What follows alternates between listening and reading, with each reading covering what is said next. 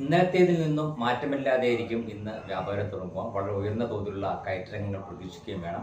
കഴിഞ്ഞ ദിവസങ്ങളെല്ലാം വിപണിയിൽ ഒരു ക്രമപ്പെടുന്ന ഒരു സാഹചര്യമായിരുന്നു ഉണ്ടായിരുന്നത്. 24,000-നും 24,800 എന്നുള്ള നിലവാരത്തിനും മധ്യേ ആണ് മുൻനിര സൂചിയായ നിഫ്റ്റി നീങ്ങുന്നത്. വരും ദിവസങ്ങളിലും ഏതാണ്ട് ഈ ഒരു നിലവാരത്തിൽ തന്നെ ക്രമപ്പെട്ടതിന് ശേഷം മാത്രമേ മുന്നോട്ട് നീങ്ങാനുള്ള സാധ്യത കാണുന്നുള്ളൂ. ആഗോള സാഹചര്യങ്ങൾ തികച്ചും തൃപ്തികരം തന്നെയാണ്. ഇന്നലെ US ഫെഡറൽ റിസർവിന്റെ മീറ്റിംഗിന് ശേഷമുള്ള മിനിറ്റ്സ് പുറത്തു വന്നിരുന്നു. തൽക്കാലം നിരക്ക് കുറയ്ക്കുന്നില്ലെങ്കിൽ കൂടിയും വരും മാസങ്ങളിൽ നിരക്ക് കുറച്ചേക്കും എന്നുള്ളതിൻ്റെ ഒരു സൂചന ഉണ്ടായിരുന്നതുകൊണ്ട് തന്നെ വരും ദിവസങ്ങളിൽ അതിൻ്റെ ഒരു സ്വാധീനം വിപണിയിൽ ഉണ്ടാവുകയും ചെയ്യും. മാത്രമല്ല, വിദേശ നിക്ഷേപ സ്ഥാപനങ്ങൾ വലിയ തോതിൽ വിപണിയിൽ ഇപ്പോഴും നിക്ഷേപം തുടരുകയാണ്. ആഭ്യന്തര നിക്ഷേപ സ്ഥാപനങ്ങളും ഇന്നലെ വിപണിയിൽ അറ്റ നിക്ഷേപത്തിലായിരുന്നു. ഈ രണ്ട് കൂട്ടരും നിക്ഷേപം നടത്തിയതുകൊണ്ട് തന്നെ ഇന്നലെ വിപണിയിൽ ഒരു അവസാന മണിക്കൂറുകൾ നേട്ടത്തിൽ അവസാനിക്കുകയും ചെയ്തിരുന്നു. അതിർത്തിയിൽ അസ്വസ്ഥത ഉണ്ടായിരുന്നെങ്കിൽ കൂടിയും അതിൻ്റെ സ്വാധീനം വിപണിയിൽ ഉണ്ടായില്ല എന്ന് വേണമെങ്കിൽ പറയാം. അതിന് പ്രധാനപ്പെട്ട കാരണം അനിശ്ചിതത്വം നീങ്ങി എന്നുള്ളത് തന്നെയാണ്.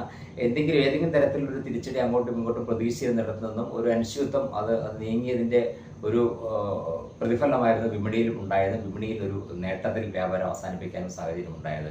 എന്തായാലും വരും ദിവസങ്ങളിലും വിപണിയിൽ ഒരു നിക്ഷേപ താല്പര്യം തുടർന്നേക്കും. അതിന് ഏറ്റവും പ്രേരകമായി പ്രവർത്തിക്കുക നിക്ഷേപ സ്ഥാപനങ്ങളുടെ നിലപാടുകൾ തന്നെയായിരിക്കും. ആഗോള സാഹചര്യങ്ങളും വിപണിയിലെ നേട്ടത്തിൽ സ്വാധീനിക്കും. 24,800 എന്നുള്ള നിലവാരമാണ് മുൻനിര സൂചിയായ നിഫ്റ്റിക്ക് പ്രധാനം. ആ ഒരു പ്രതിരോധ നിലവാരം ഭേദിച്ച് വ്യാപാരം നടക്കുന്ന ഒരു സാഹചര്യത്തിൽ മുന്നോട്ട് നീങ്ങാനുള്ള സാധ്യതയുണ്ട്. അടിസ്ഥാന നിലവാരമായി 24,000 എന്നുള്ളത് പ്രവർത്തിക്കുകയും ചെയ്യും. എന്തായാലും ഇന്നലത്തേതിൽ നിന്നും മാറ്റമില്ലാതെയായിരിക്കും ഇന്ന് വ്യാപാരം തുടങ്ങുക.